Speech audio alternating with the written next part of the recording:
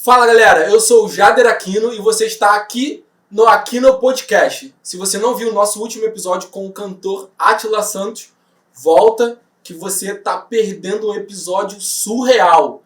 Volta lá rapidinho, curta, comenta, compartilha, faz esse favor porque outras pessoas também precisam ser abençoadas. Eu estou aqui hoje com um grande amigo, pastor e irmão que eu chamava de pai branco, pastor Daniel José Martins, o mais pedido da história. A gente está na segunda fase do nosso encontro, né? Antigamente a gente contava sobre bate-papos, era temáticos, pegava fogo e as pessoas já pediam, leva ele, porque acho que ele tem bastante história maneira para poder contar. E hoje chegou o dia. Eu tô aqui com o senhor e eu quero saber de tudo. Quem foi o Daniel José Martins? Quem foi o pastor Daniel? O que fez, deixou de fazer? E ele promete que vai contar tudo. Eu tô ansioso. Por mais que eu já conheça algumas coisas, mas eu creio que você ainda falta conhecer muita parte da vida desse grande homem de Deus. Fica aí.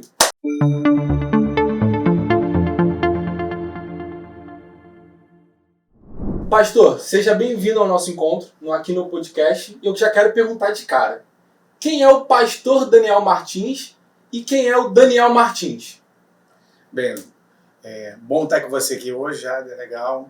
Eu acho que a gente tem muita coisa para falar e falar mesmo quem é o Daniel José Martins, é a pessoa que não tinha experiência com Deus, que via o evangelho pelos olhos de outras pessoas, principalmente pelos olhos da minha mãe. Sim. Mas nunca deixei de ter uma visão ampla, porque minha mãe tinha uma visão muito boa do que era o evangelho.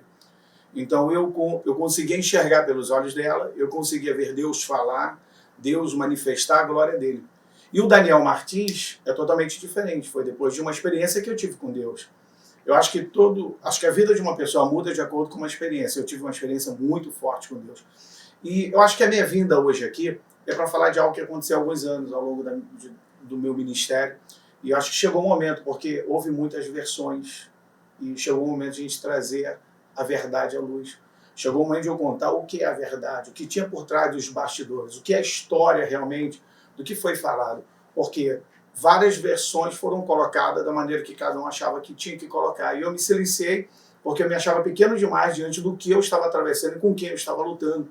Mesmo sendo um pastor, eu me vi como um profeta Jeremias numa época que a gente lutava contra o nosso próprio povo, e que isso é uma realidade que acontece. As pessoas que vão participar, que vão assistir esse podcast, podem estar vivenciando o que eu vivi lá atrás. E eu quero com muito carinho poder aconselhar e falar como conseguimos sobrepor e chegar até onde nós chegamos hoje. Já viu que tem muita história para contar, né? Então, cara, não perde esse episódio por nada. Compartilha, comenta, porque eu acredito que muitas pessoas estão doidas para saber como funcionou essa história que já é antiga, e eu creio que você também está curioso para saber tudo o que aconteceu na vida desse homem de Deus. Pastor Daniel, chama o senhor de pastor. Pode ficar à vontade. Ok. Pastor Daniel, como foi a sua introdução para se tornar quem você é hoje? O senhor falou que teve muitas experiências vistas e vividas com a sua mãe. Como é que foi seu início ali? De trabalho, igreja, casa, como foi isso? Eu me vi como um passarinho que de repente perde o aconchego do pássaro mãe, vamos dizer assim, né? E me vi obrigado a voar. Eu me vi obrigado a me lançar do precipício, numa situação muito difícil que eu atravessei, que foi a perda da minha mãe.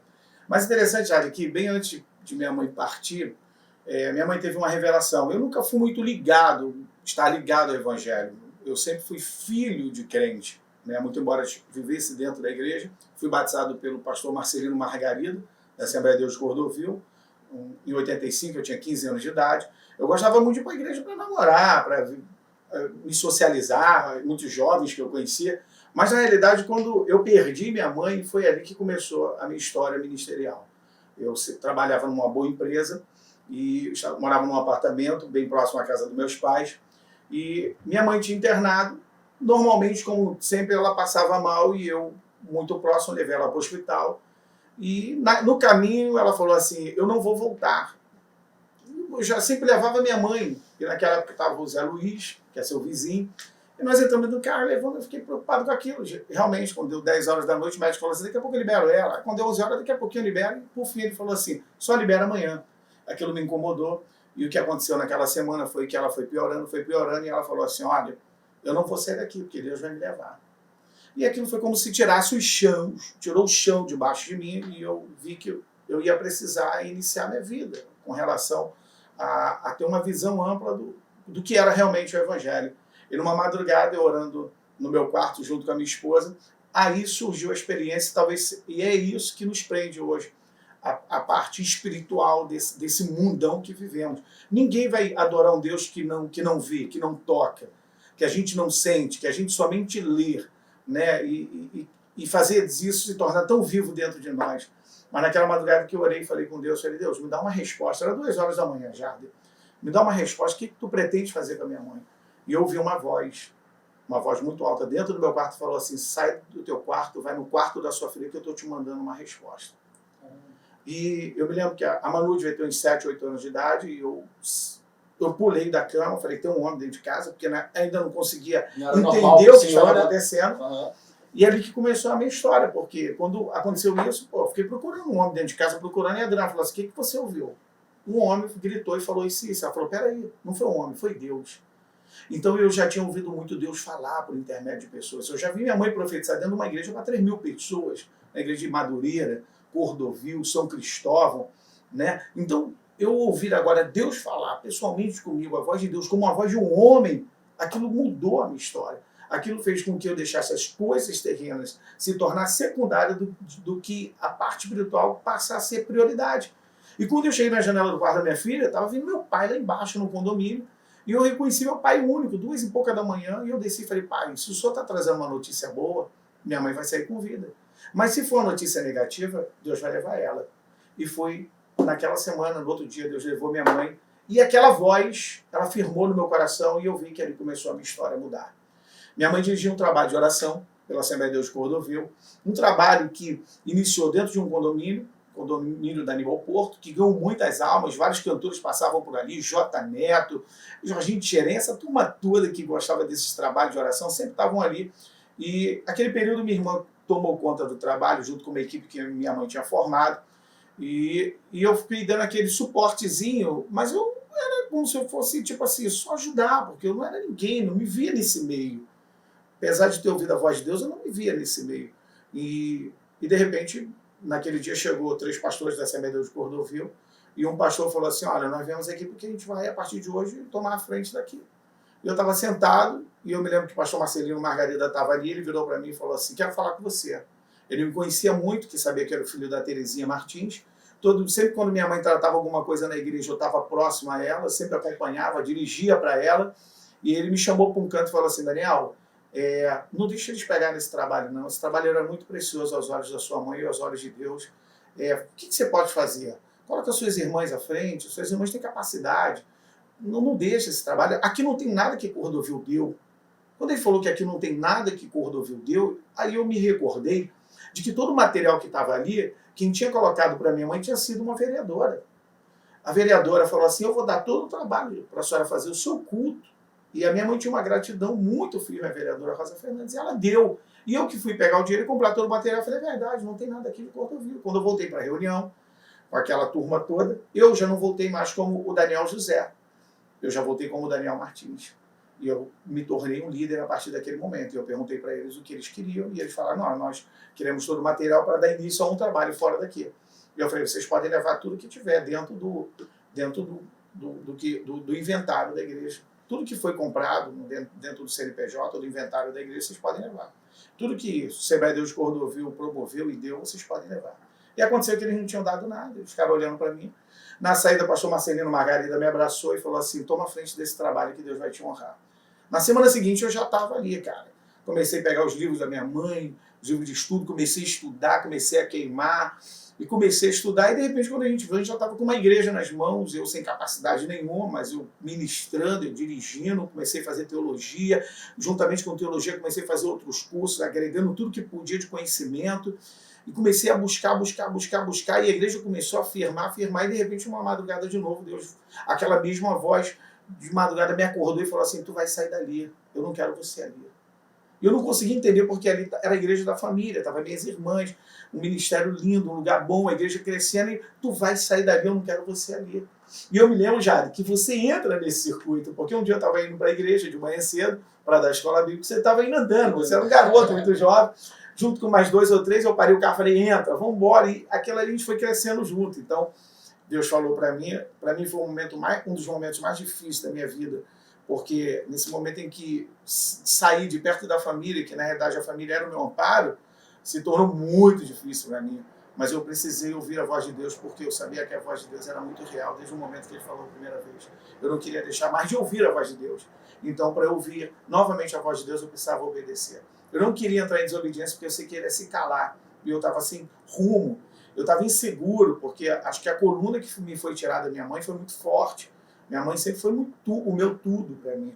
Então eu, com a Manu muito pequena, né, a Adriana, saiu da igreja, entrou em atrito de família questionando, sabe, aquela coisa, e eles não conseguiam ouvir, porque você nunca, às vezes as pessoas nunca vão conseguir entender uma decisão, porque não é elas que ouvem, não é elas que são chamadas. Então cada um vai ouvir de acordo com aquilo que ouve. Então vocês vão questionar, vai dar confusão, vai dar tudo, mas assim que o evangelho cresce. É batendo, é dividindo, e quando se vê lá na frente, se une. E hoje, eu louvo a Deus, que minha família é toda unida, são pastores de igreja. Então, Jade, quando eu percebo que isso começou a acontecer, e eu saí dali, Deus me levou para Bento Ribeiro, pastor Walter Fonseca Leite, vice-presidente de Cordovil, 7 anos, assumiu Cordovil, a Assembleia de Deus de Bento Ribeiro, foi emancipado, e ele estava lá, e Daniel, vem trabalhar comigo, vem dar aula com meus pastores. E lá aconteceu uma expectativa do tipo, não, esse é o filho da missionária Terezinha, ou o senhor chegou lá desconhecido, ninguém sabia do seu histórico, como foi? Cara, Bento Ribeiro foi muito importante para mim, bom para minha vida, porque o vice-presidente de Bento Ribeiro, minha mãe que deu ele para Jesus. Caramba. Então eu fui muito abraçado por ele, porque ele tinha uma eterna gratidão à minha mãe, então eu fui muito abraçado. E eu sempre fui uma pessoa de participar de tudo. Foi campanha para comprar revistinha de escola bíblica para alguém que não precisa, eu estava lá. Campanha para isso, eu estava lá. Vamos ajudar nas compras, eu estava lá. Em tudo que havia necessidade, eu estava junto, porque era uma igreja que precisava, e eu estava junto.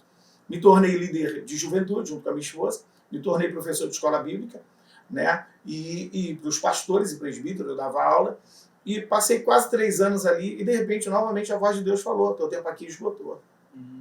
Mas às vezes é muito difícil você tentar entender e esgotar, assim, esgotar. Como? Pô, tô bem, tô crescendo, estava dirigindo um ponto de pregação num clube, que de madrugada Deus me acordou e falou assim, vai lá naquele clube. Eu falei, pô, fazer o que lá? Vai lá, leva a tua sogra, leva a tua esposa e fala que eu preparei um lugar para fazer um culto ali, que eu quero. Eu falei, tá bom, acordei, chamei minha sogra, chamei minha esposa e fomos lá. Quem dirigia o presidente do clube na época, ele era um devoto de São Jorge, e ele falou, cara, tu não vai dar culto aqui, não tem por que dar culto aqui.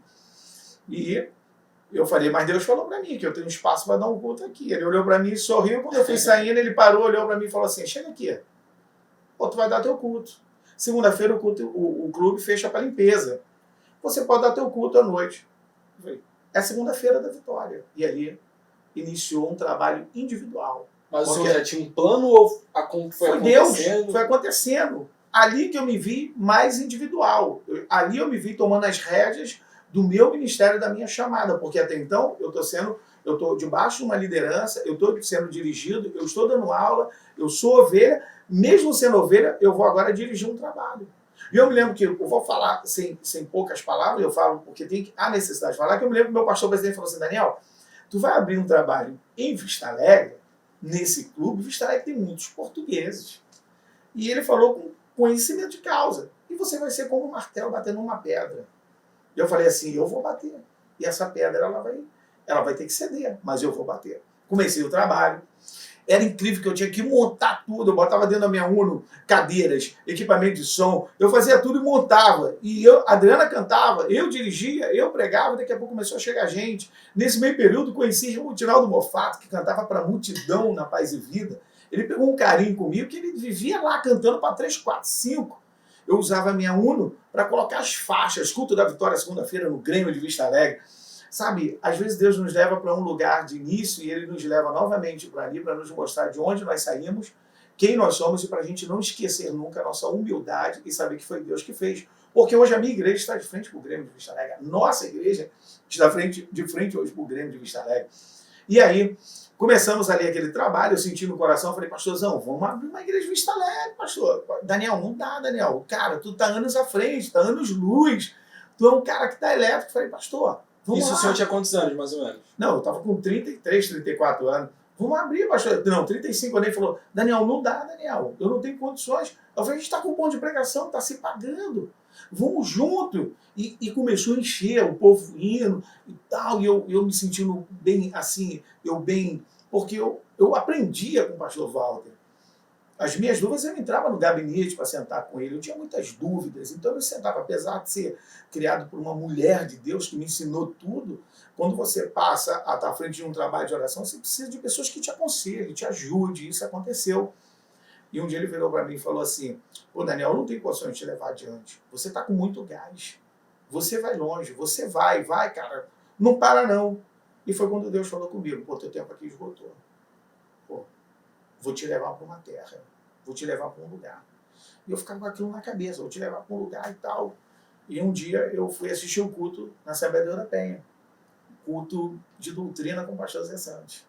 Eu e a Adriana assistimos o culto e eu fiquei maravilhado com o culto, porque o pastor Zé Santos, quando ele começava a falar em línguas, a igreja inflamava. Eu falei, que é isso? Que unção! Uma pregação simples, objetiva, direta, dentro do horário, e a igreja recebia de uma maneira tão tremenda. Eu nunca fui muito ligado ao culto da Vitória de quinta-feira da Penha, mas eu era muito ligado ao culto de doutrina. Sim. E eu resolvi ir em gabinete com o pastor Zé Santos. Nesse meio período eu fui convidado por alguns pastores, vem trabalhar comigo, a gente da igreja. O Antônio de Paula, outros amigos. Pô, Daniel, vem trabalhar comigo. Nesse meio período, o Rinaldo Mofato queria me levar para Paz e Vida, para dirigir uma regional de Recife. E eu fiquei um período andando com o João Ribeiro e depois falei assim, cara, eu não quero. Não é isso que Deus quer para mim. E eu ainda estava no Beto Ribeiro, aguardando essa transição, aguardando para onde Deus ia me direcionar. Quando eu entrei no gabinete do pastor Zé Santos, eu vi a direção de Deus. Eu vi uma paz. Eu senti uma unção de Deus quando eu pisei no gabinete dele junto com a minha esposa. E ele conhecia muito minha mãe. Minha mãe tinha sido conselheira do coral, o coral Renascer da Penha. Né? Minha mãe conhecia a família do regente, a família toda, né? O Zênio de Alencar. O Zênio sempre estava lá em casa, eu era criança, veio o Zênio, que era o regente do coral Renascer. E naquele dia eu me senti muita paz. Conheci o pastor Zé Santos, ele olhava para mim e sorria. Falava muito da minha mãe, falava da missionária Jovem Guedes, né? Jovem Guedes, que eu amava demais, que Deus já levou. E ele falou assim, vem para cá, Daniel. Eu senti aquela chamada, sabe? Porque ele sabia que eu fui para ali para ver o que poderia acontecer. Ele vem para cá, Daniel. E nós oramos e Deus nos direcionou para a Penha. Entendi. Mas tudo isso aconteceu muito rápido na sua vida, né? Mas e a sua família? Correspondeu bem a essa... Nossa, ele estava aqui com a gente, agora não está mais. Como é que foi sair do meio da sua família para decidir de fato, não, agora eu vou ter o meu ministério, agora eu vou ser um pastor, fiquei sabendo que o senhor jogava futebol, agora eu não quero jogar mais futebol, não quero mais viajar, eu quero isso para minha vida. Eles receberam bem? Como foi? Na realidade, eu estava em casa quando nós iniciamos o Ministério Sal da Terra. Eu acho que ali a gente estava em casa, em família, todo mundo sabia o que tinha que ser feito, todo mundo tinha aprendido com a minha mãe, e a gente estava agregando conhecimento que a gente precisava, mas a saída foi dolorosa, e o período para eu chegar até o meu ministério, após sair do Ministério Sal da Terra, foi em torno de quase 8 anos. Então, por quê? Porque eu fiquei no Ministério de Bento Ribeiro 3 anos, trabalhando, desenvolvendo trabalho, aprendendo. Levei na época o grupo Chevia, como eu era líder de juventude. Então, e durante esse período todo, eu tive esse período muito incomunicável com a minha família, porque eles não conseguiam entender. E eu concordava, eu aceitava isso, porque eu sabia que Deus ia nos unir à frente. Eu sabia que havia um propósito para aquela situação que estava acontecendo. Na época, muitas pessoas se voltaram contra mim, mas eu sabia que para você, às vezes, crescer, você precisa apanhar. Para você criar maturidade, você precisa apanhar mesmo, você precisa apanhar da vida, apanhar das pessoas, você tem que descer, você tem que se humilhar, você tem que entender que é uma necessidade de você se pôr numa posição bem abaixo para o que Deus está preparando na tua vida. Eu acho que o nosso crescimento hoje, até onde nós chegamos, que eu também não considero algo tão grande, mas eu amo onde Deus tem nos colocado, eu olho com muita humildade, mas eu louvo a Deus de ter chegado onde eu cheguei. Entendi. Então, assim, o senhor me contou muita história, muitos nomes, e eu já ouvi algumas pessoas dizendo... gente, para quem não sabe, ele é meu pastor também. Então, assim, a gente escuta muitas pessoas falando, pô, mas quem é? Eu já ouvi as pessoas falando, quem é Danielzinho? Então, assim, o senhor me falou de coisas muito antigas, coisas de raiz. E eu ouvi as pessoas falando do senhor hoje, só chegou aqui como se a vida do senhor fosse um livro em branco para trás. Não, mas o senhor está falando que existe muita história, né? E o senhor já bateu de frente com algum muro desse, de alguém chegar e falar, não, mas não conheço o senhor fala, não, pô, eu tenho uma história. Minha história lá atrás é isso, já aconteceu isso na sua vida, ou nunca chegou até você esse tipo de questionamento? Um exemplo, tá aqui no gabinete do José Santos. Pô, mas quem é ele? É o menor da casa. O senhor, com certeza já deve ter estudado isso. Eu me lembro que quando eu cheguei na Penha, com 2 meses que eu estava na Penha, o pastor José Santos me abraçou, porque eu ia muito para o culto de doutrina, ele me dava muita oportunidade para pregar, porque o pastor José Santos me ensinou uma coisa que era importante, a ética cristã com relação ao horário. Ele tinha uma visão tão boa do trabalho que a visão que ele tinha do trabalho não interferia na parte espiritual da igreja. Ele falava assim, Daniel, prega 20 minutos, com 19 eu entregava ele. Então eu tinha muitas oportunidades, dias de domingo no culto, 5 horas da tarde, mas com 2 meses ele chegou perto de mim, me abraçou e falou assim, você vai dirigir uma igreja. Eu com 2 meses na Penha.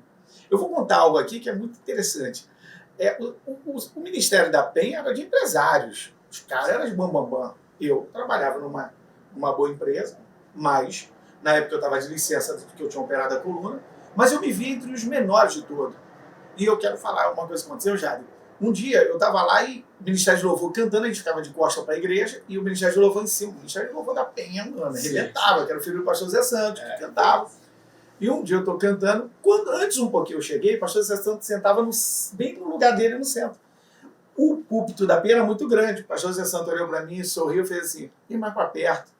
E eu obedeci. Só que como eu conhecia o pastor Zé Santos e sabia que a quantidade de pastores era enorme que chegavam, eu estava no culto 5 horas, eu sentei na parte de trás, mas tomei uma certa distância para deixar os mais que chegariam sentar à vontade. Mesmo assim não adiantou.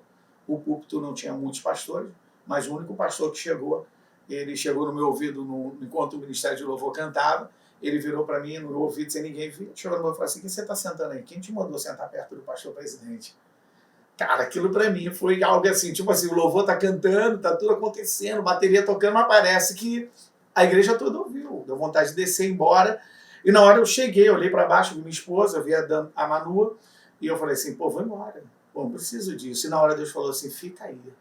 Pô, é muito importante ouvir a voz de Deus e obedecer.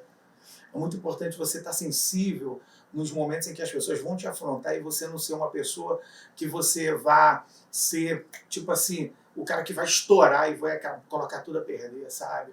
Não dá para ser um João quando era tão jovem, que ele era tão assim, estourado, aí, impossível, sabe? Impossível. Aí, na hora, Deus falou assim, fica aí, que eu vou te honrar.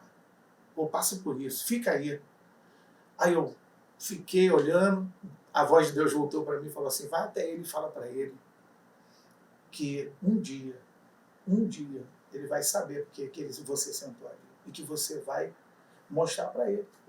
Fui até ele, abracei ele e falei assim, cara, me perdoa. Quem me chamou ali um pouquinho para mais perto foi o pastor Zé Santos, mas eu estou 5 cadeiras dele. Me perdoa. Se você quiser, eu sento mais para cá. Mas, ó, Deus mandou dizer que ele tinha me colocado ali. E que um dia você vai saber. Dito e feito. Naquela semana, o pastor Zé Santos me ofereceu uma igreja. Mandou buscar um galpão. E aí começou a minha batalha diante de um grande muro, porque a gente está dentro da igreja, mas hoje o nosso maior inimigo é quem está dentro da igreja. Ok? Hoje, o nosso maior inimigo não é o ímpio. O ímpio gosta de ouvir a palavra. Você senta com ele, você fala sobre o evangelho, ele gosta de ouvir, porque a palavra vem para ele como um bálsamo. O ensinamento vem para ele para agregar o conhecimento num momento em que todos querem ter muito conhecimento de todas as áreas. Então, eu me vi naquela semana já com um grande problema, que era o Silas. O Silas não queria dar documentação e o pastor Zé Santos em cima dele, pastor Zé Santos em cima dele, pastor Zé Santos em cima dele. Daniel pega a documentação para alugar, e eu já tinha visto o galpão e ia ver aquela... E um dia eu fui no culto da Vitória, coisa que eu não gostava. Sentei na cadeira lá atrás, fiquei parado olhando para o Silas. e quem dirigia hoje o atual vice-presidente, ele chegou e falou assim, Daniel, hora para iniciar o culto. Também fui lá, orei, iniciei o culto da vitória, que eu não costumava ir. Depois, durante o culto, ele me botou para ministrar as ofertas, e eu ministrei as ofertas normalmente, né? E, de repente, o Silas chega. O Silas chegou, olha para mim, olhou e pregava e olhava para mim, e eu falando assim, Deus toca no coração dele, Deus toca no coração do Silas, Deus, eu preciso da documentação para alugar o galpão. O presidente mandou, Senhor toca, Senhor toca, Senhor toca, e de repente o Silas olhou para mim, andava, olhava para mim, quando saí do culto da vitória, terminou, quando deu 11 horas da noite, a secretária do Silas me ligou e falou assim, Daniel, você pode vir aqui na Barra, assim, assim, assim, a gente está com a documentação para te entregar. Então foi muito importante a gente começar a encontrar um pouco de oposição para não desistir, porque é a oposição que vai mostrar quem você é. Se você vai desistir facilmente, você vai avançar. Caraca, e como foi pro senhor tá ali no seu local ali? Caramba, não, agora eu sou um pastor da Assembleia de Deus da Penha, uma igreja que todo mundo queria estar ali dentro, né? Foi uma época que era mais disputada. Com certeza. E quinta-feira da Vitória era um culto abarrotado de gente. E, assim, 2 meses é muito pouco para alguém Muito chegar pouco. e passar à frente de todo mundo. Mas Deus colocou ali. Te deu uma igreja. E como foi...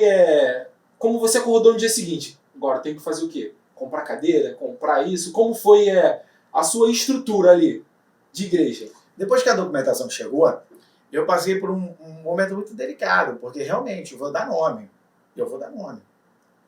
Havia 2 igrejas no entorno de onde nós estaríamos entrando, que seria Itapera, próximo ao Shopping Via Brasil. E eu fui convidado pelo pastor que dirigia a Miriti na época, e ele falou, não abre não, fica comigo. Eu te dou 40% das ofertas e dízimo, e você fica comigo e traz o teu povo para cá. Eu dirigia um ponto de pregação. Eu tinha uma turma que me seguia. Eu olhei para ele e falei assim, pô, mas como é que você pode me oferecer aquilo que você não tem direito? Se um pastor auxiliar de uma igreja recebe 20% de tudo aquilo que faz. Não aceita a tua proposta.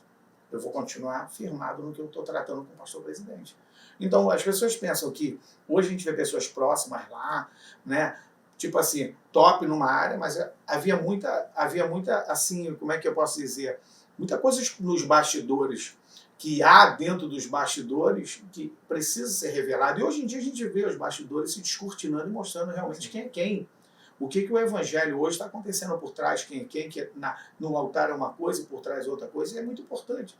Talvez seja isso. Eu estava no altar com o pastor Zé Santo me chamou, no púlpito, um culto de terça-feira que encerrou, havia 2 lideranças, que por sinal uma mulher, que é uma grande líder da Assembleia da Penha, que era muito considerada, que minha mãe ajudou muito ela no culto dela, que ela não tinha onde cair, minha mãe ajudava. Minha mãe ia para lá ofertar na vida dela, levantar campanha financeira em favor da vida dela. Pô, e ela estava brigando porque estava abrindo uma igreja, ela não concordava, e o outro também, que tinha me proposto, estava brigando com o pastor Zé Santo. E havia um outro pastor que falava assim, pô, o Daniel é uma criança, chegou aqui agora, o senhor está dando uma igreja para ele? Sendo que esse pastor que falou isso, era um pastor que tinha sido retirado de uma igreja de Cordovil, que ele estava ministrando nessa igreja há muito tempo, como pastor dirigente, ele foi retirado e foi emancipado através do pastor Walter. Então, quando ele saiu de Cordovil, ele saiu revoltado e foi para a Penha. Então, ele se achava no direito. Ele já estava 4 para 5 anos na Penha e não segurava a igreja. Cada um tem sua capacidade, cada pastor tem sua visão. O pastor Zé Santo olhou para mim, eu caí na graça dele, olhou e falou assim, vou botar você. E eu sei que era a mão de Deus. Porque Deus tem uma chamada e Deus dá uma visão ao líder. E o líder tem que obedecer. Como eu vinha obedecendo a voz de Deus, eu acho que mudaria se eu não tivesse obedecido a voz de Deus. E aquele pastor falou assim, pô, esse cara é uma criança, não sei o quê. O pastor Voltaí, era um pastor, pô, uma criança. Mais anos à frente ele segurou uma igreja que daqui a pouco ele teve que sair porque ele não tinha capacidade de gerenciar aquela igreja. A igreja não dava certo. E graças a Deus, quando eu assumi a Penha, eu recebi 40 cadeiras, que eu peguei com a minha UNO, minha amiga, e comecei a trabalhar. Comecei a desenvolver trabalho. Eu recebi um púlpito de um casal espírita que eu ganhei de presente, que naquela época tinha aqueles tipo bar grande. O cara falou, ó, eu tenho um negócio lá, cara, que dá pra púlpito. Pô, peguei, mano. Orei e coloquei lá. Tem uma foto do pastor Zé Santos, que foi lá inaugurar, ele está nesse púlpito que antes era um bar. Tá entendendo? Então, as cadeiras, comecei a fazer campanha, que era uma coisa que a gente aprende. E tal, e comecei a correr atrás, a igreja foi crescendo. E aí, você entra no circuito, você chega na igreja com mais alguns jovens, Deus usa uma pessoa e vai comprar no outro dia. Você sabe disso. A pessoa fala assim, olha, eu vou dar o dinheiro para tudo. Eu quero comprar bateria, guitarra, então. Eu me lembro que eu nem me envolvi. Você foi junto com a liderança, pegou o dinheiro da pessoa, foram na escolhida e comprou todo o material. Tudo doação. Tudo o suor do nosso trabalho, daquilo que Deus estava olhando e falou assim, eu preciso propor crescimento a eles para poder incentivar. E começou a crescer. Sim, e você, e pelo que eu entendi aqui, então a história ela meio que se repetiu, né? Aconteceu com a sua mãe uma mulher de Deus ali, tinha um ponto de pregação estruturado, não por conta de ser financiado pela própria instituição do qual ela pertencia, mas por conta de doação de irmãos ali. É isso? E depois aconteceu também isso com o senhor. Então, o senhor vai, ganha uma carta para poder abrir uma nova igreja e o próprio pessoal, o povo, começa a ajudar o ministério do senhor ali, porque via que de fato o senhor estava em ascensão ali, em crescimento, né? E eu lembro que o senhor teve programa de TV, e como foi assim? Porque programa de TV não é barato, programa de TV não é fácil de ser conquistado. Com certeza. E como foi a chegar até você, eu quero te dar um programa, como foi isso pro senhor? Foi muito legal porque eu me lembro que havia um cantor, Beto Nova, e Beto Nova ia fazer uma partezinha num programa antes e depois, da Helena Ovário, que ia às 6 horas todos os dias. E ele falou assim, pô, vai comigo, Daniel, vamos lá comigo. E eu fui. Quando cheguei lá, era um debate que acontecia, ela ficava como mediadora do debate, e o Beto Nova ia cantar, e na hora de gravar, um pastor faltou. E aí meu pai olhou para mim, Deus orientou e falou assim, você é pastor? Eu falei, sou. Então senta aqui que a partir de hoje você faz parte desse debate. E ela pouco sabia se eu tinha um conhecimento. Foi muito bem sucedido naquele dia. E comecei a fazer parte daquela equipe do qual aquele pastor havia faltado. Então eu comecei uma história na TV dessa maneira. E eu comecei a fazer o antes e depois. Sempre na semana eu estava naquela programação de debate. E aí eu já estava na Penha, dirigindo igreja, e um dia eu parei Silas. O pastor Silas pregou sobre conexões só para o ministério, só pastores e líderes. Você tinha que assinar na entrada. Quando ele terminou, eu falei assim, pô, eu vou pegar ele. Subi no púlpito e falei assim, pô, tu falou sobre conexão. Tem que firmar com coisas fortes. Você é forte, eu sou fraco. Me ajuda a entrar na rádio. Ele, como assim? Que rádio? Eu falei, 93. Ele falou assim, não tem como. Eu falei, como não? Você não falou que conexão? Você falou que tem que ir atrás? Estou atrás de você. Isso no altar. E aí Silas riu pra mim. Não tem como. Não dá, mano. Não dá. Pô, eu saí dali meio triste. Parei na porta da igreja, né, na saída, né, despedindo dos amigos. De repente, vem o Silas de carro. E o Silas olhou para mim e falou assim, tu viu minha esposa aí? Abriu o vidro e falou assim, tu viu minha esposa aí? Eu falei, ela tá bem ali. Chama ela lá. Eu falei, eu chamo se você me ajudar a entrar na rádio. Aí, ele, qual é o teu nome? Eu falei, Daniel Martins. Ele falou, depois a gente vai conversar. Chama ela para mim. Aí eu fui, chamei a esposa do Silas. Ela entrou no carro e foi embora. Naquela semana, a Central Gospel me ligou. Pastor Daniel, eu falei, oi, sou eu. Pastor, tem um material pro senhor aqui. Tá, tem um material aqui pro senhor e tem um recado do Silas. Eu falei, tá bom. O recado do Silas vai fazer programa nas rádios. Qualquer rádio que você encontrar, seja pirata, o que for, vai fazer. Para você se aperfeiçoar, para depois você pegar uma rádio boa. E foi o que aconteceu. Eu comecei, fui na Central Gospel, tinha 2 caixas de material do Silas. E quando eu pegava um programa de rádio pirata, eu só iniciava e botava o Silas pregando. O Silas pregando. Hoje vamos falar sobre família. Pastor Silas Malafaia tem uma palavra. Eu não tinha só um programa, eu tinha várias rádios piratas. Irajá, Vista Alegre, Vila da Penha, Madureira. Porque havia uma condição boa que era barata. Então, estava em ascensão, em crescimento a rádio, com o evangelho. Né? Sim. E eu acompanhei muito essa transição, né? O evangelho, a vida pastoral, apesar de não ser pastor, né, mas eu estava ali lado a lado com o senhor, eu via que era muita correria. Era carro de som na rua, era sobe, desce em cima de escada, botava faixa, colava panfleto, era evangelismo na rua. Hoje em dia eu não consigo ver um pouco mais as igrejas assim. Eu vejo as igrejas mais como um status. Ser pastor é cargo de honra, ser pastor é o nível máximo ali. Eu vejo um pouco dessa diferença. Eu via que ser pastor naquela época era sacrifício, Ninguém queria ser pastor. Hoje em dia, não. As pessoas elas já querem, não, quero ser pastor, quero assumir um ministério. E o senhor passou por essa transição. Como o senhor consegue enxergar? O senhor consegue ver a diferença do pastor Daniel antigamente para o pastor Daniel para esse mundo atual que é mais status, ser pastor de mídia? O senhor consegue ver essa diferença ou não? Eu acho que a TV, a rádio, né? Eu acho que a internet sempre vai ser importante na vida de uma igreja, na vida de um pastor. Uma divulgação de trabalho. Antigamente nós subíamos em cima de um carro, botava uma faixa para divulgar um trabalho. Hoje você tem muito mais facilidade. Eu acho que o nome, o status, como você fala, eu acho que é de acordo com aquilo que você planta, de acordo com aquilo que você faz, né? De acordo com aquilo que você está produzindo dentro da sua igreja. E aí sim você pode alcançar uma posição que é de acordo com aquilo que você que você faz, né? Então, Jader, olhando para essa pergunta sua, foi exatamente nesse momento que nós começamos, então, muitas versões sobre do que realmente estava acontecendo na minha vida. Porque um pouquinho antes da minha mãe falecer, eu tive um sonho. Acho que eu tinha uma criança nas minhas pernas e eu estava diante de um galpão. E eu olhava para aquele galpão vazio e uma menina vinha, segurava nas minhas pernas e eu baixava a cabeça e falava assim, filha, vai com a sua mãe. E quando eu levantava a cabeça, a igreja estava cheia de um monte de homens em volta de mim, bem arrumado. Aí eu falava assim, eu tenho que começar o culto. E outra voz falava assim, você tem que começar o culto. Aí eu falava assim, só vou começar o culto quando minha mãe chegar. Aí outra pessoa falava assim, sua mãe não vai vir, você tem que abrir o culto.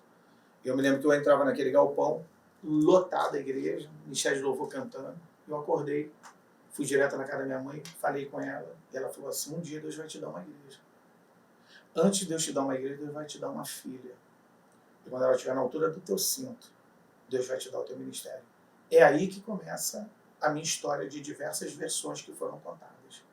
Talvez a minha vinda principal não seja nem para contar do que para trás, mas daqui para frente, do que realmente aconteceu. Porque para trás eu sempre fui muito bem recebido, porque eu fazia parte de um ministério. Eu estava numa posição que todo mundo gostaria de ter. Eu vi muitos amigos, durante os 5 anos que eu fiquei na Assembleia de Deus da Penha, amigos que eu ensinei, saí a abrir igreja, eu vi pessoas me abandonar, e eu me questionava, por que eu não? Dandan nasceu, Daniela nasceu, e começou a crescer. E num período que eu fui muito afrontado de pessoas saindo e abrindo igreja, e eu me mantendo firme, porque muitas pessoas profetizavam, e você tinha que discernir o que era Deus e o que não era, o que era uma pessoa tentando te massagear teu ego, te impulsionar, e o que era Deus no momento certo que eu soube esperar, mesmo sofrendo. Numa madrugada, numa noite, uma pessoa saiu da igreja, abriu uma igreja perto, e aquilo me magoou muito do modo como foi. E eu falei com Deus, e naquela noite Deus falou assim, acorda tua filha, coloca na tua cintura, se ela estiver na altura do teu cinto, eu vou te dar o teu ministério. Que seria sua filha menor. Daniela Martins. Eu cheguei em casa, eu já estava chorando no sofá, falando com a Adriana, e ela falou assim, acorda a Daniela, pega ela, bota no teu cinto. Se estiver no teu cinto, e você sentir que é de Deus, nós saímos da Penha. Pô, mas como é que ia sair da Penha? Depois de 5 anos dirigindo igreja, eu estava num lugar que todo mundo gostaria de estar. Eu estava dirigindo uma igreja que todo mundo gostaria de estar ali. Várias pessoas da Rede Globo entravam dentro daquela igreja. A igreja vivia lotada, não me faltava nada. Pô, diversas vezes os filhos do pastor foram para lá me tirar, e quando chegava lá, Deus não permitia eles me tirar. Isso eu ouvi da própria boca dos filhos dele. Chegava, Daniel, me perdoa.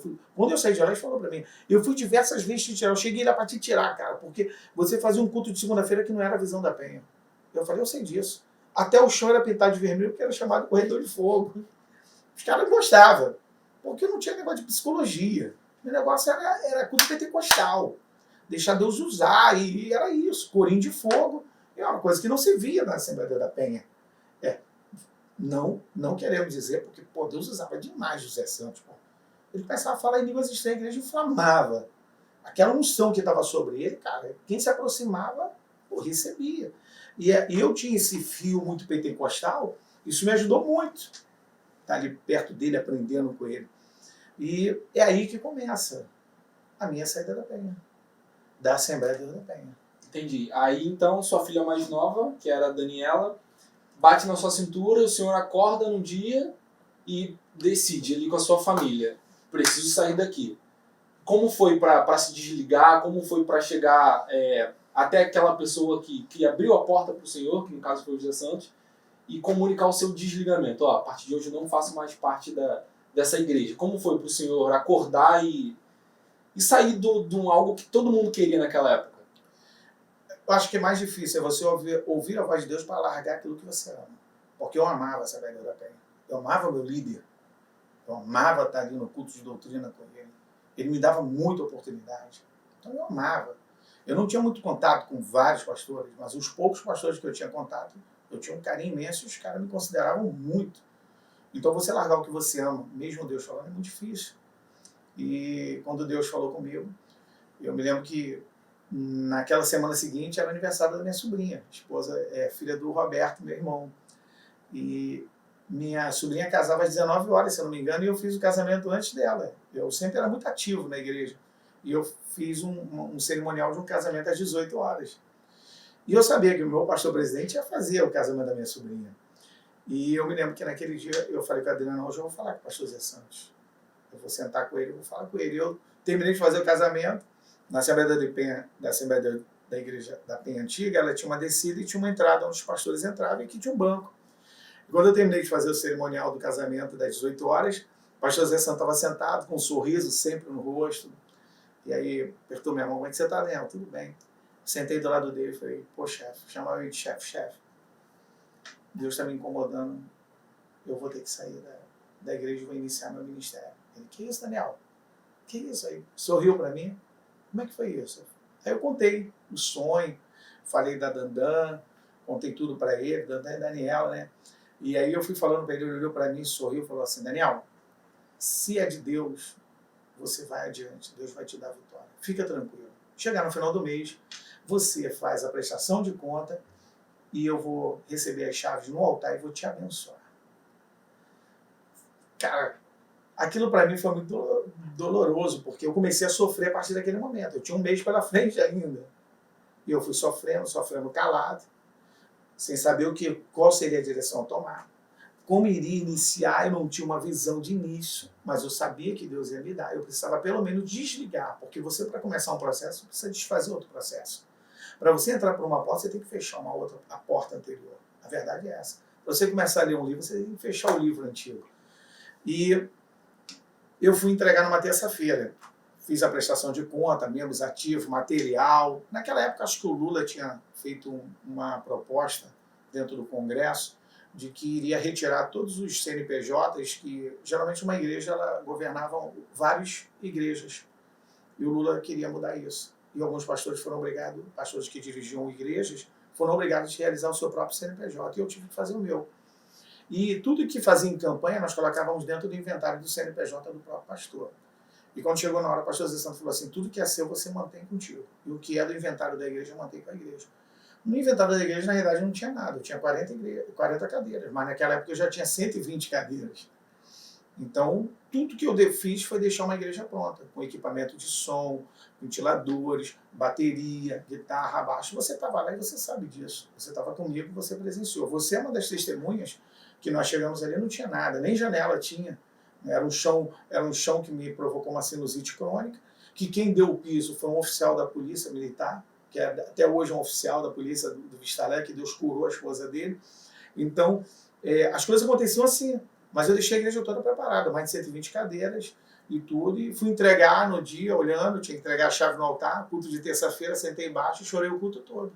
A Adriana apertando a minha mão, andando de um lado sem saber o que estava acontecendo, a Manu já entendendo um pouco, minha sogra do meu lado, porque ela era aquela coluna que me segurava, eu sem direção, mas eu precisava ouvir a voz de Deus.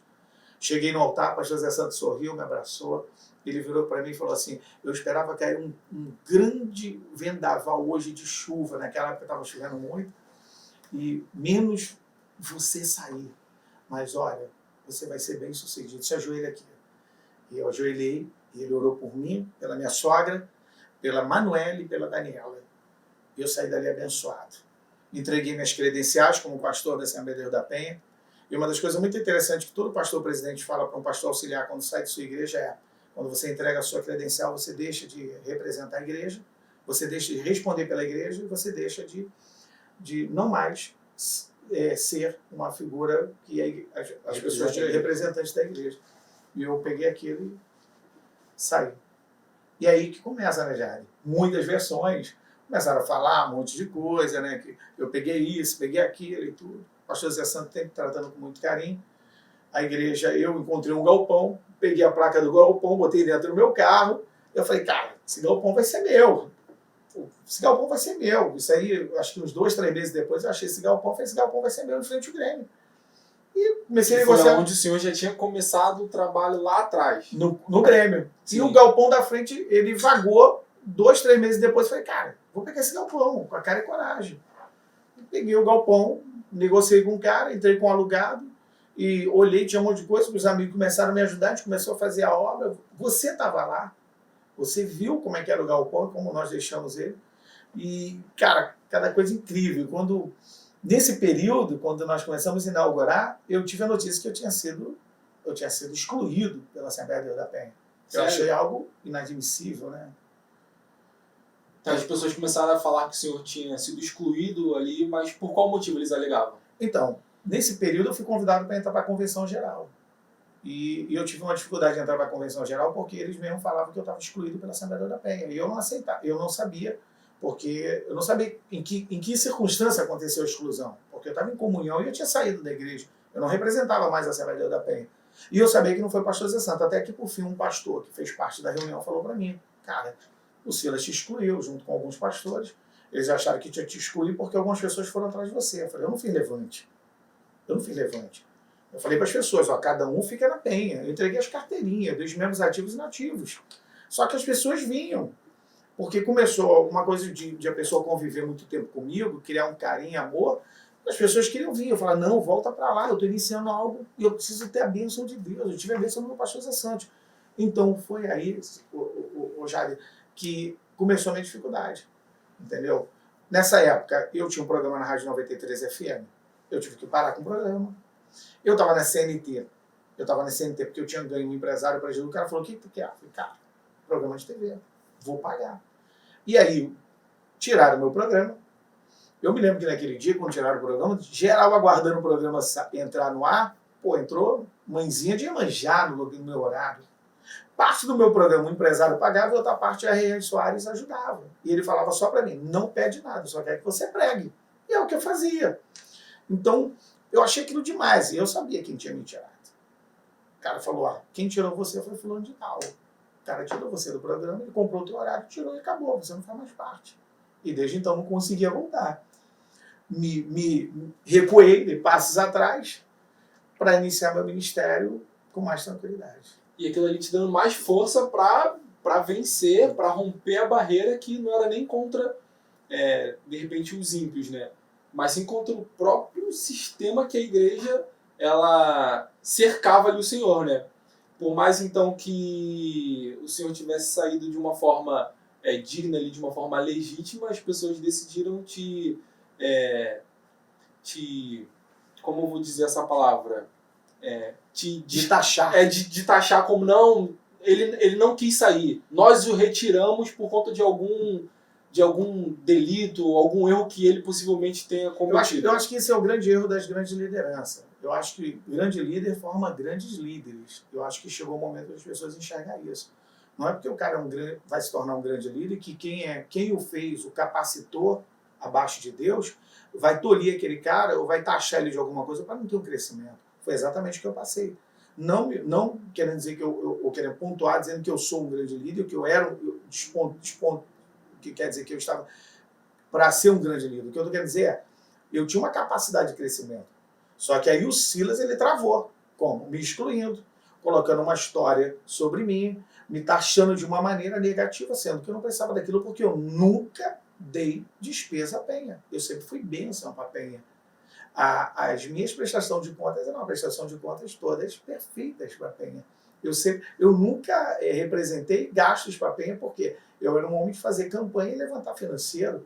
Eu sempre, o dinheiro da Assembleia da Penha sempre chegava direitinho, eu não ganhava um frango ou um queijo ou alguma coisa a mais. Eu tinha direito a 20%, é o que eu ganhava. E eu trabalhava também. Eu sempre trabalhei dos meus 13 anos de idade. Hoje nós trabalhamos mais ligado à política. Então o que acontece? Foi ali que começou. E aí Na época teve um programa de TV que bateu em cima de mim. O programa falou, o cara falou muito de mim, começou a bater em mim. E eu não podia responder, eu tive que recuar e ficar calado para poder começar a avançar devagar. Então ele me taxou, ele me colocou de uma maneira como também fez com Davi, quando saiu Davi trazendo a arca, tantos outros quando saem, as pessoas, os pastores, eles querem fazer isso. Eu acho que não é mais tempo disso. Tentam queimar a pessoa ali para que de repente Exatamente. não tenha mais credibilidade, no caso de tentar falar alguma coisa até do meio que se vivia ali, né? Exatamente porque o Silas ouve a voz de Deus, eu ouço a voz de Deus. O que Deus fala com o Silas é uma coisa, o que Deus fala comigo é outra. E eu tenho que respeitar o que Deus fala comigo, como eu tenho que respeitar o que Deus fala com ele. São direções diferentes, são visões diferentes, é modo de Deus falar diferente, graus diferentes. Você está entendendo? Então isso não acontece, isso tem acontecido dentro das igrejas. As igrejas não permitem mais ninguém crescer. Só porque o cara tem um potencial, o cara sabe, você vai queimar o cara, você vai ficar falando mal do cara, deixa o cara aí, pô. O livro de Galatas mostra essa briga dos discípulos com Paulo. Para que essa briga toda? Deixa aí, pô. Deixa crescer, deixa ampliar. O ministério tem que crescer, tem que ampliar. Sim. E depois de ter enfrentado tudo isso, o senhor já pensou em desistir? De, caraca, eu não quero mais ser pastor, tá muito difícil, é meu irmão querendo impedir não o meu crescimento, mas sim o crescimento de Deus. O senhor já pensou em desistir ou não? Nunca passou pela sua cabeça isso? Eu acho que a maior pancada foi nesse momento inicial. Eu acho que depois que viria, eu iria suportar. Eu acho que começou uma pancada muito forte, com pessoas muito fortes, que me retirou de tudo que eu poderia e me colocou num canto, que eu aprendi a lidar com o canto e começar a crescer a partir daquele momento, com aquele cantinho, começar a crescer. Sim, entendi. E depois disso tudo, o senhor decidiu entrar no seu ministério sem ouvir o que as más línguas falavam do senhor e vem crescendo cada dia mais e mais. Até que então o senhor resolve se envolver com a política ali, né? Mas, de início, muitas pessoas de repente não entenderam qual foi o seu intuito de entrar para ali. E eu te pergunto hoje, quando te surgiu a ideia de não, vou entrar para a política, o que o senhor pensou? Será que não, eu quero fazer mais pela população, vou fazer mais por mim, vou fazer mais pela igreja, eu consigo avançar mais para o reino de Deus entrando na política? Como foi seu pensamento quanto a isso? A vida de um pastor precisa ter uma visão ampla, e a política ela sempre esteve andando paralelamente, sempre lado a lado com a igreja. Não tem como a gente fugir. A gente precisa da política, a política precisa do cristão. A gente não pode ficar omisso diante das decisões que são tomadas dentro de um congresso, dentro de um senado, para quem vai presidir o país. Desde muito cedo, quando eu assumi a Igreja da Penha, eu já recebia propostas. Na época, nós, como pastores auxiliares, recebíamos ordem do pastor José Santos para apoiar a um certo candidato, e a gente agia dessa maneira. Então eu fui aprender a ser politizado por intermédio dessa situação. Comecei a ser politizado e ver que a igreja precisava também ser politizada para ter uma visão ampla, para não perder os benefícios que ela tem que ter por causa da democracia. Então a igreja não pode parar, como para em diversos países. Então isso me encaminhou para a política e vendo também a possibilidade do serviço social. Porque onde o serviço público não chega, a igreja chega com a força dela. Entendeu? Então você agregar hoje a política com a igreja e trazer a força vamos dizer, da prefeitura, do governo do estado, do governo federal, hoje você pode abrir uma instituição e formar jovens, profissionalizar os jovens, colocar em faculdades técnicas, sendo igreja e trazendo recursos dos governos federal, estadual ou da prefeitura. Isso é importante, nunca perder esse foco. E pastor, o senhor acha que todos esses falsos boatos, tudo isso que percorre do nome do Senhor, o senhor acha que atrapalha o senhor hoje ministerialmente? Acha que as pessoas se aproximam, às vezes, com um certo medo de, pô, será que fez? Será que ele é aquele que dizem? O senhor tem alguma experiência desse tipo para contar de alguém que, falou e hoje não, é totalmente diferente? O senhor já tem alguma experiência para contar? Muita. Minhas filhas, elas, por diversas vezes, elas são afrontadas dessa maneira. De pessoas jovens que falam assim, teu pai roubou a penha. Pô, quem sou eu para roubar a penha? Pastor Silas Malafaia, pastor presidente, pastor Zé Santo tinha o melhor corpo jurídico que possa se falar de uma igreja, do tamanho que tem, da estrutura que tem. Se eu roubei, por que eu não fui processado? Não é verdade? Mas o Silas excluiu porque ele roubou a penha. Pô, se me roubou, por que eu não fui processado? Porque quando você entra dentro de uma contravenção, o que obrigatoriamente tem que ser feito? Você tem que pagar pelo delito. E nunca tive um processo por roubo. Isso nunca fez parte da minha vida. Eu venho de família humilde, lutadora. Meus irmãos hoje são pastores de igreja, minhas duas irmãs. Meu irmão Roberto é aposentado da Petrobras, meu outro irmão mora no Japão muito bem. Nós não temos passagem nenhuma por briga ou confusão ou por que quer que seja dentro de uma delegacia. Nós entramos hoje dentro de alguma delegacia ou dentro de algum presídio para orar por alguém, para acompanhar alguém, para poder ser coluna na vida de alguém. Mas nunca tivemos esse tipo de coisa, nunca nossos irmãos passamos por isso, muito embora nós moramos numa área que era muito difícil na minha juventude você se tornar uma pessoa boa. Né? Eu morava praticamente numa comunidade, né? Para sair da Ratolândia, você sair bem, então você tinha que ter uma família e uma mãe de punho forte, entendeu, Jade? Então, fui acusado disso. Tem 3 meses atrás, uma menina falou isso na rede social para minha filha, e minha filha chorou e falou, pô pai, processa, eu jamais faria isso com a memória de um grande homem de Deus, ele jamais teria coragem de fazer isso, porque também estou contando a história e em nenhum momento coloco nada sobre a vida do pastor Zé Santo, que é o grande homem de Deus, admirador total do trabalho dele, fã dele, aprendi tudo que eu sei, abaixo de Deus, aprendi com meus pais, pastor Walter e pastor Zé Santo. Então, meu carinho eterno, aquele homem de Deus que me tratou como um filho, sabe? Uma vez ele falou assim, Daniel, a jovem Guedes fala que você é o filho que ela não teve. Então ele, para saber um pouco de mim, até a jovem, ele sabia quem era minha mãe, entendeu? Então, eu acho que o Silas ele foi muito impulsivo, como ele é até hoje, né? Em decidir algo que prejudicasse o ministério de alguém, como prejudica até hoje. Algumas pessoas da Penha até hoje falam assim, pô, fala a tua história. Então acho que o podcast Aquino vai contar a verdade, porque as versões de cada um falavam de uma maneira. Mas a versão certa está aqui. Eu não tenho processo nenhum da Penha contra mim, eu não tenho processo de roubo nenhum, sou uma pessoa de índole boa. Muitas pessoas me conhecem, você sabe, acompanhou comigo esses anos todos já. Você, mais do que todo mundo, é testemunho de tudo. Eu tenho hoje todas as documentações de prestações de conta para a Assembleia da Penha que eu fiz na época. Eu sou uma pessoa muito organizada relacionada a papel, porque é muito importante a gente se resguardar de tudo. E o Silas ele foi muito infeliz em fazer isso. A dificuldade para entrar na convenção geral, numa reunião quando você é sabatinado por 12 pastores e mais o pastor presidente da mesa, e todos eles falavam a mesma coisa. Pô, tu roubou a Penha, tu roubou a Penha, tu roubou a Penha.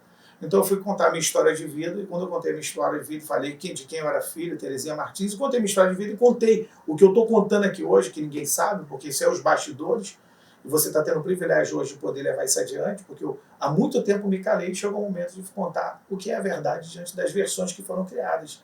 Essa é a verdade. Eu nunca roubei, porque se eu tivesse roubado eu receberia um processo, estaria até hoje respondendo ao processo.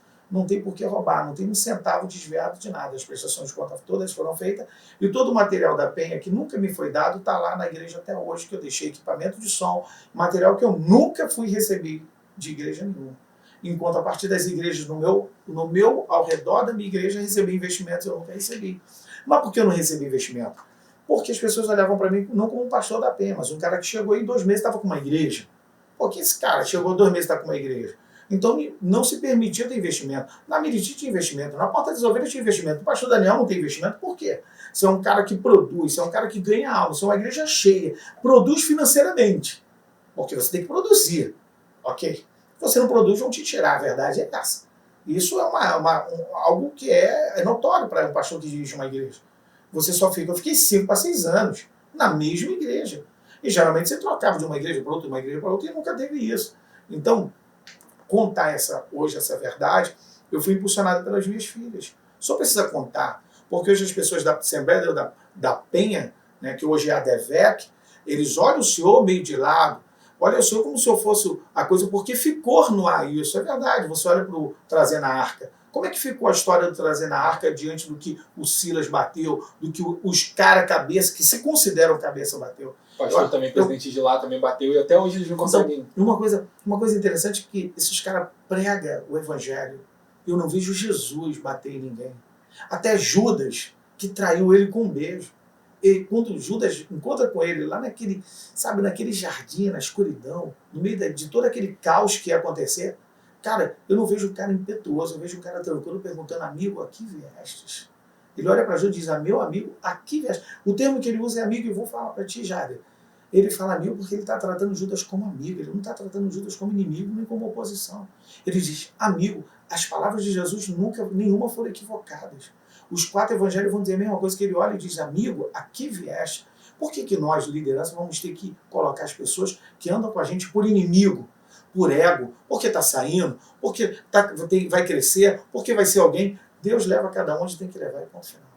Sim. Então, assim, o que o senhor quis dizer mais resumido seria que a gente enfrenta hoje essa dificuldade de entender o que Deus falou comigo, mas o que Deus falou para você, e você não entende o que Deus falou comigo, Exatamente. achando que o que Deus falou com o senhor é mais certo do que o que Deus falou comigo. Não sei se conseguiu entender. Exatamente. É o que você está falando. Por isso que eu consegui entender ao longo do meu ministério os levantes que eu tive dentro da minha igreja, de pessoas que saíram e abriram igreja dentro do meu ministério.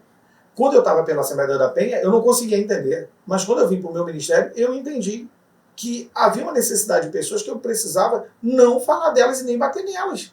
E que tudo seria acertado no decorrer da caminhada. E tudo se acertou. É isso que nós precisamos ter, essa visão. Nós não podemos... Você vê o Salles, o que o Salles passou? O Salles no crescimento dele. O Salles estava começando a crescer. Cara, um homem de Deus. Um jovem que teve na igreja, no início do ministério, teve na minha igreja, teve oportunidade lá. Tu vê que o menino tem um talento. Fora a parte da vida dele, particular dele, não interessa. É ele, é o presidente, pertence a ele. Mas vamos lá, o cara está crescendo. Ó, quem é da minha igreja não pode na igreja do Salles. O que é isso? Eu nunca fiz isso. Eu nunca proibi de pessoas estar, que é da minha igreja, estar em outra igreja. O que eu peço às pessoas da minha igreja, querido, tem culto na sua igreja? Vai lá, adorar. Agora, não tem culto? Pode ir, campanha, pode participar, não tem problema nenhum. É reino. Só que as visões são diferentes. A visão de um pastor é diferente da minha visão. O ensinamento de um pastor é diferente.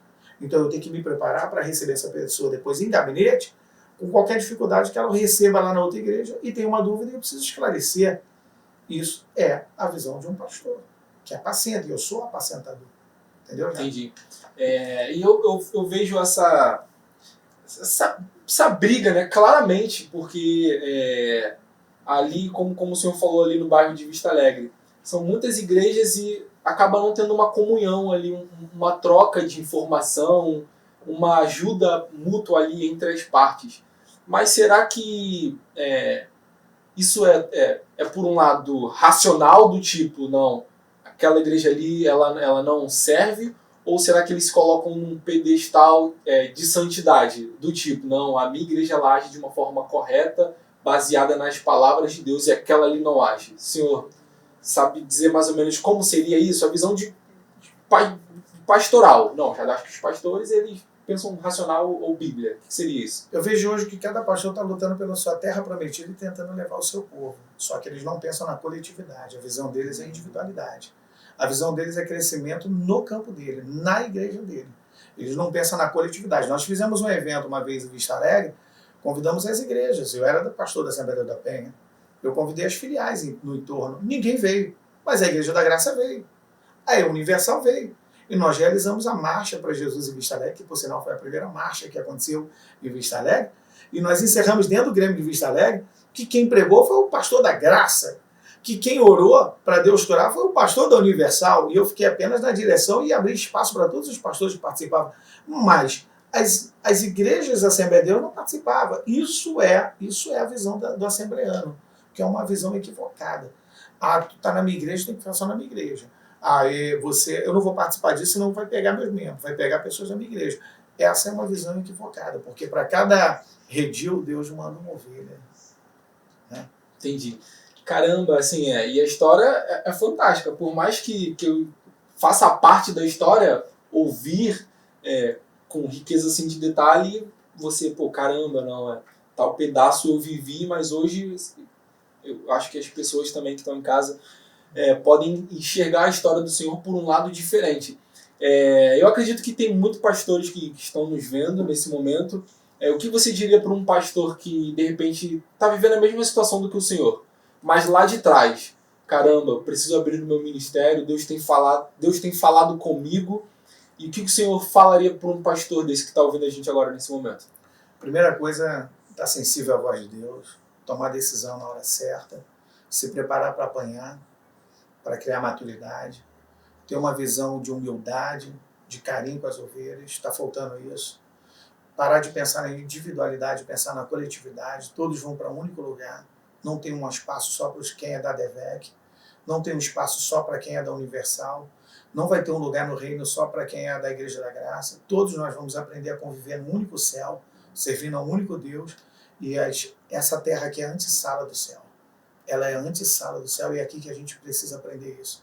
Porque no céu ninguém vai ser o que acha que eu sou fulano de tal e lá eu vou ser, não.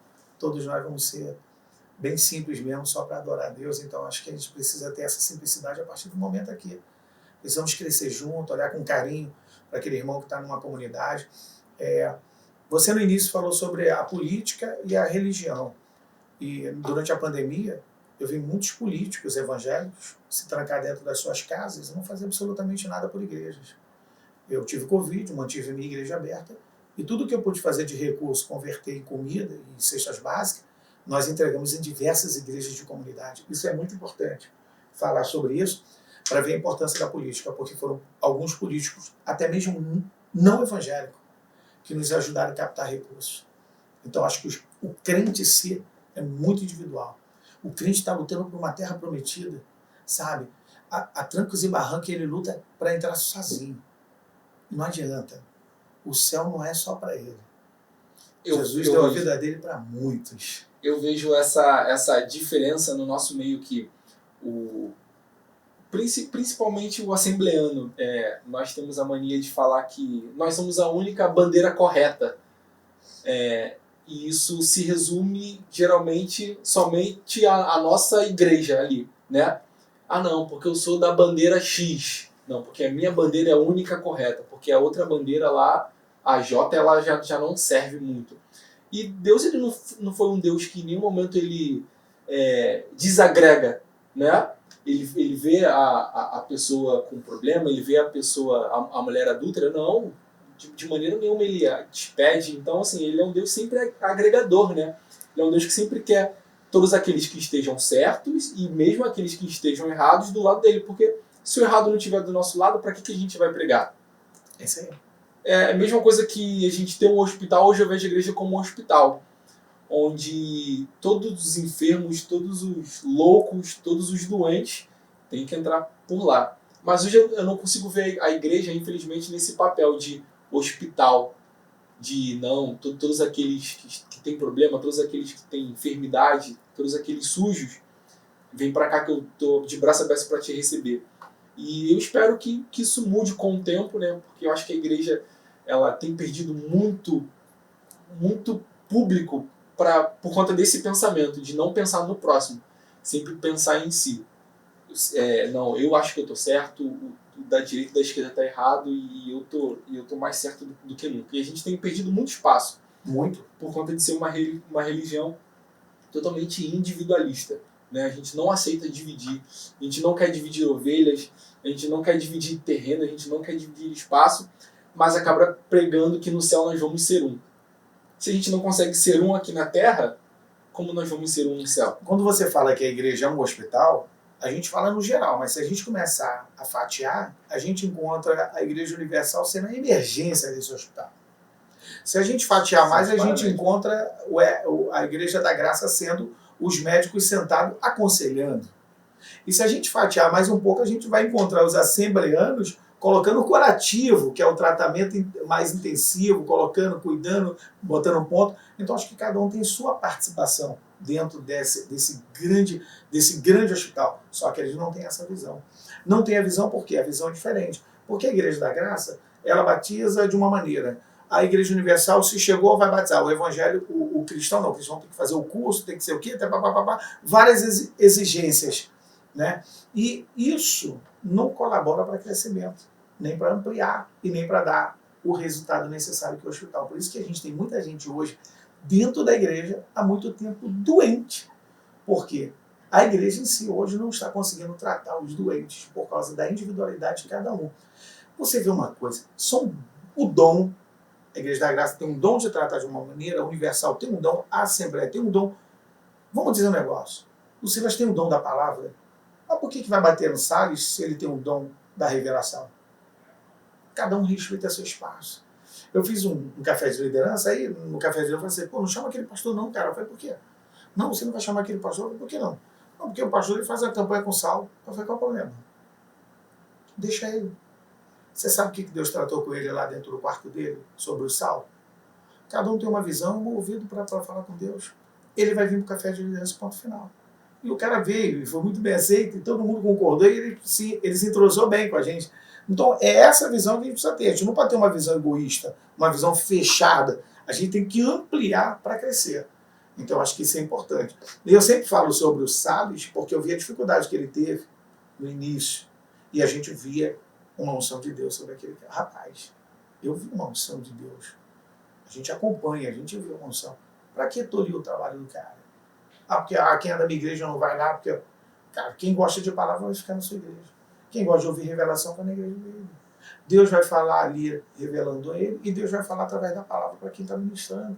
Vamos entender até onde vão nossas fronteiras e vamos nos permitir avançar mais, ampliar fronteiras, se tornar, vamos dizer assim, um cristão de fronteiras abertas, né? Fronteiras largas. Né? É isso aí. E esse é quando Deus ele fala, ide por todo mundo. Exatamente. Ele não fala, ide por cada região, e não foi assim, né? Mas eu quero dizer para o senhor que foi um prazer estar com o senhor aqui nesse dia. Espero que seja bastante esclarecedor, né? Esse encontro não foi um encontro em vão, também não foi um encontro programado do eu vou falar tudo, não. Foi super natural aqui. É verdade. E quero te agradecer, porque eu sei que pessoas precisavam ouvir de fato tudo isso que aconteceu para o Senhor. Eu quero que o Senhor deixe o local da sua igreja, o endereço, tudo certinho, os horários, fazendo um convite. Porque pessoas precisam entrar por aquela porta para ouvir mais de Deus através da vida do Senhor.